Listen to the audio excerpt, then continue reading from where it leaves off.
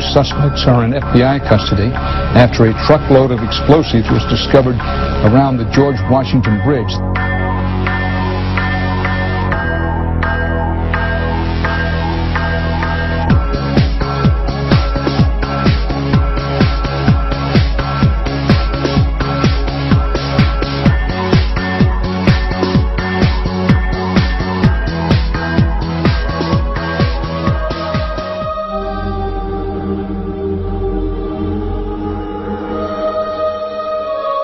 The Lavon Affair was an Israeli terrorist operation in Egypt known as Operation Susanna, in which Egyptian, American, and British-owned targets in Egypt were bombed in the summer of 1954.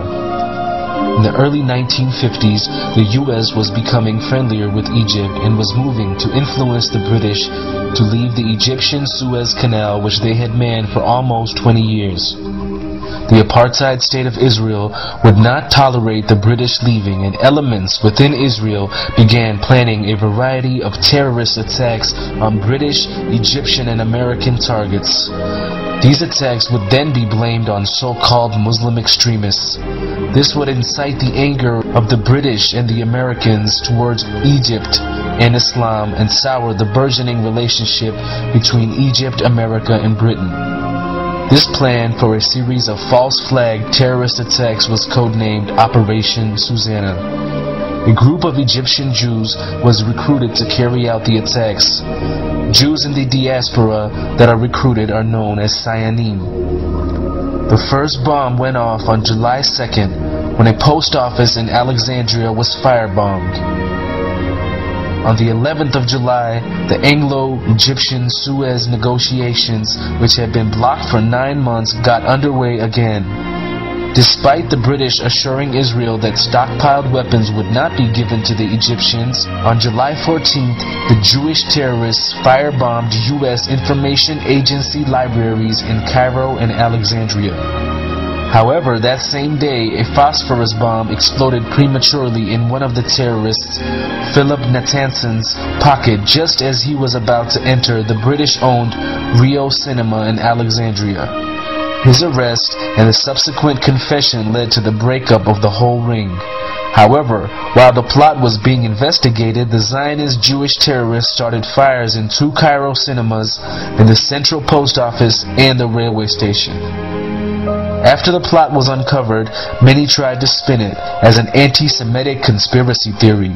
As the trial of the Jewish terrorists became more and more public, Israel was forced to do damage control. They claimed that the Egyptians were tipped off and allowed the attacks to happen. They also singularly scapegoated the defense minister Pinhas Lavon to prevent the exposure of the real group inside the apartheid state of Israel who planned Operation Susanna and several other false flag terrorist attacks. But this would not be the last time America's so-called ally and friend and recipient of over $150 billion in aid would attack her. As if a demolition team set off when you see the old demolitions of these old buildings. It looks like one of those scenes of an old building being purposely dynamited and blown up. Anybody who's ever watched a building being demolished on purpose knows that if you're going to do this, you have to get at the under-infrastructure of a building and bring it down. The way the structure is collapsing, this was the result of something that was planned. It's not accidental that the first tower just happened to collapse and then the second tower just happened to collapse in exactly the same way. How they accomplished this, we don't know.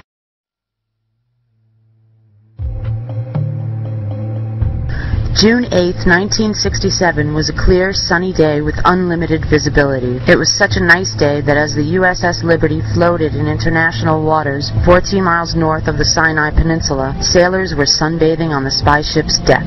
But all wasn't as tranquil as the sunny day would convey, for June 8th also marked the 4th day of the Six-Day War, which involved Israel, Egypt, Syria, and Jordan. Monitoring this situation was the USS Liberty, a World War II freighter that had been converted into a spy vessel by the NSA, the National Security Agency. In fact, the Liberty was the most sophisticated and identifiable intelligence ship in the world at the time, with dozens of large antennas, state-of-the-art electronic intercept equipment, moon-bound satellite dishes, massive aerials, plus a TRSS comm system that sent real-time messages to the Pentagon. The Liberty also flew a large 5-by-8-foot American flag, was freshly painted with large white numbers and letters on its bow and hull, and contained no offensive weaponry except for 4 50-caliber machine guns for defensive purposes. These details are important to keep in mind because at 8 o'clock a.m., as the Liberty floated in international waters at less than 5 knots with a 5-by-8-foot American flag furling in the wind, a squadron of Israeli jets circled the ship at least a dozen times. These reconnaissance planes flew at such low levels, as close as 200 feet, that the sailors aboard the Liberty actually waved to the Israeli pilots. And, as we will show later in this documentary, those commanding these Israeli jets not only ID'd this ship as being of American origin, they also positively ID'd it as being the USS Liberty.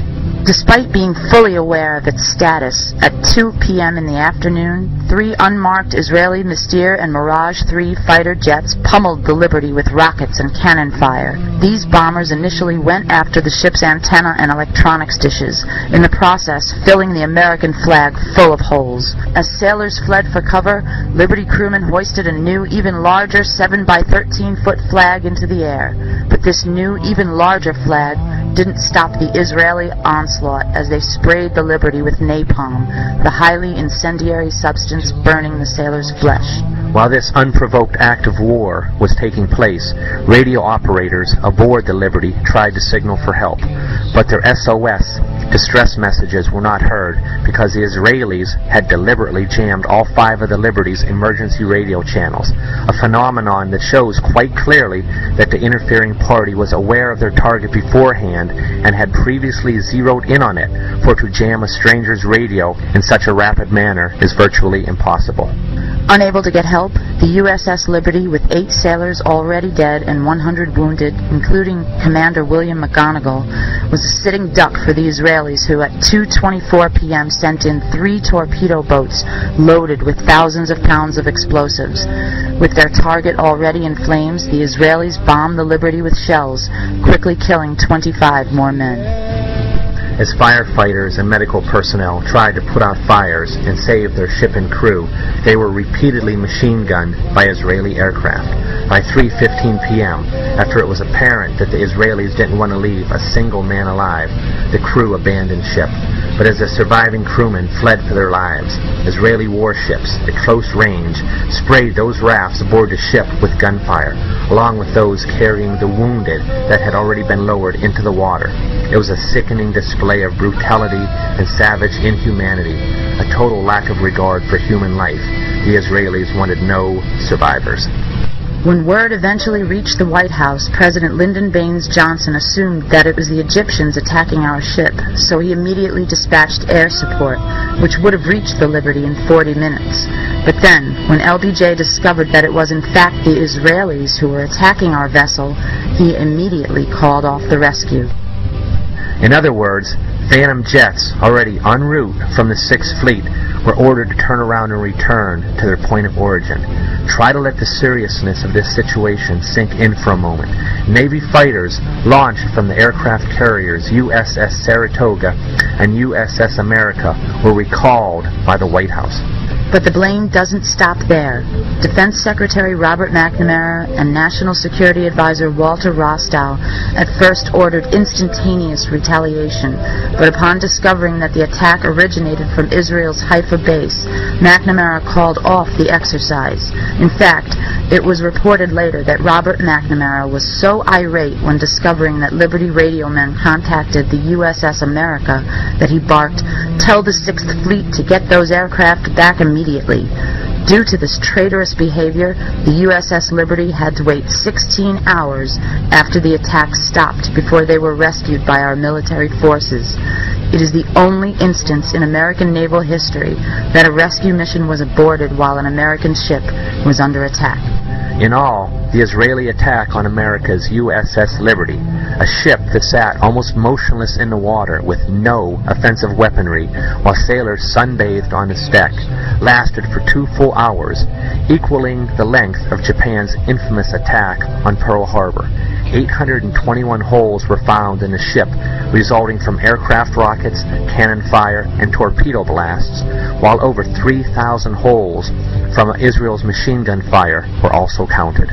Far more tragically, the Israelis killed 34 Americans that fateful day, wounded 171 more, and instigated the worst U.S. naval losses since World War II. And even though U.S. Secretary of State Dean Rusk and Joint Chiefs of Staff Admiral Thomas Moore called this attack deliberate, to this day not one guilty party in Israel or the U.S. has been brought to justice. Well, the thoughts that always come back to us time and time again is how this thing is still being covered up after 40 years. And we know without doubt from the circumstances that it was a deliberate attack. Anyone who looks carefully at the details knows that it was deliberate, and that includes such people as Dean Rusk, as Secretary of State, and all of the heads of all of the intelligence organizations. Will the record show that the statements of Mr. Ennis are correct? Here are a few quotes for your consideration. On the strength of intercept transcripts of pilots' conversations during the attack, the question of the attack's deliberateness just wasn't a disputed issue within the agency. Lieutenant General William E. Odom, former Director, National Security Agency, interview with David Walsh on March 3rd, 2003, reported in Naval Institute Proceedings, June 2003. Inman said he flatly rejected the Crystal thesis that the attack was an accident. Quote, "It is just exceedingly difficult to believe that the USS Liberty was not correctly identified. Based on talks with NSA seniors at the time, having direct knowledge of intercepted communications, no NSA official could be found who dissented from the deliberate conclusion." Admiral Bobby Ray Inman, United States Navy, Director, National Security Agency, 1977 to 1981, reported in Proceedings, June 2003. Quote, "I can tell you for an absolute certainty from intercepted communications that they knew they were attacking an American ship." Unquote. Oliver Kirby, former Deputy Director for Operations and Production, National Security Agency. Kirby participated in the NSA's investigation of the attack and reviewed translations of intercepted communications between pilots and their headquarters, which he reports show conclusively that they knew their target was an American ship. Kirby is considered the godfather of the USS Liberty and USS Pueblo intercept programs. From telephone interviews with James Ennis and David Walsh for Friendless Fire, Proceedings, June 2003. In a handwritten note dated 26 August 1967 by NSA Deputy Director Louis W. Tordella, reacting to the Israeli court decision exonerating Israelis of all the blame for the Liberty attack, it is stated, quote, "A nice whitewash for a group of ignorant, stupid, and inept unquote. Ladies and gentlemen, the very word secrecy is repugnant in a free and open society. And we are, as a people, inherently and historically opposed to secret societies, to secret oaths, and to secret proceedings. For we are opposed around the world by a monolithic and ruthless conspiracy that relies primarily